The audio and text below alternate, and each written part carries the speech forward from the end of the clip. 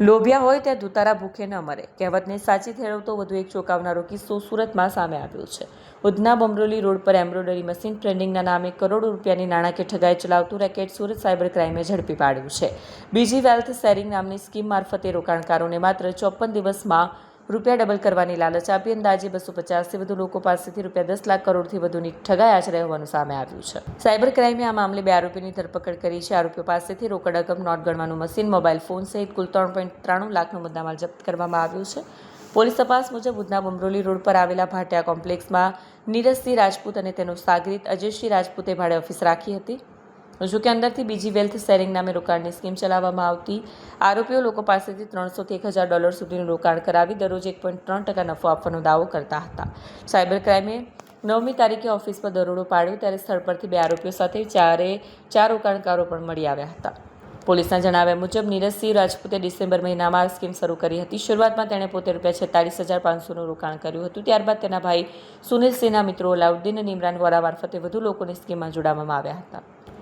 Cyber ક્રાઇમે ધરપકડ કરાયેલા આરોપીઓમાં નીરજસિંહ ઘનશ્યામસિંહ રાજપૂત અને અજયસિંહ ઉમાશંકર રાજપૂતનો સમાવેશ છે. જ્યારે અલાઉદ્દીન, ઇમરાન વોરા અને સુપારસ સેઠિયાને વોન્ટેડ જાહેર કરાયા છે. વધુ તપાસ શરૂ કરાઈ છે. સાયબર ક્રાઇમ સેલને ખાનગી બાતમી આધારે ખબર પડી કે સોશિયો સર્કલમાં ભાટિયા કોમ્પ્લેક્સમાં એક દુકાન ચાલે છે અંશ એન્ટરપ્રાઇઝીસની નામથી, અને એની આડમાં એ લોકો એક બીજી વેલ્થ શેરિંગ નામની કંપની ચલાવે છે.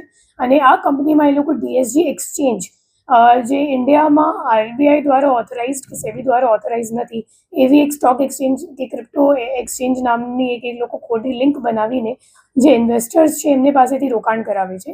અને ઇન્વેસ્ટર્સને એવો લાલચ આપવામાં આવે છે કે તમે 300 થી 1000 સુધીનો અમેરિકન ડોલરનું ઇન્વેસ્ટમેન્ટ કરશો તો તમને 54 દિવસમાં તમારો જે પૈસો છે એ ડબલ થઈ જશે.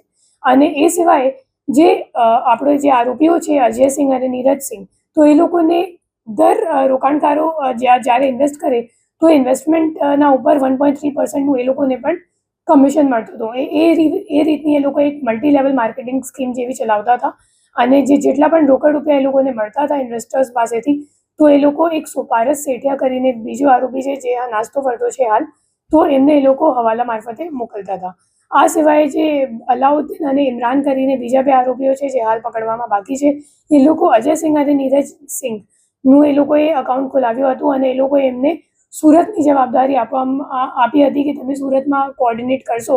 અને એ રીતે એ આખી એક એ લોકો શોપમાં કસ્ટમર્સને ભેગા કરીને એવી રીતે એક ખોટી ઇન્વેસ્ટમેન્ટ સ્કીમ ચલાવતા હતા.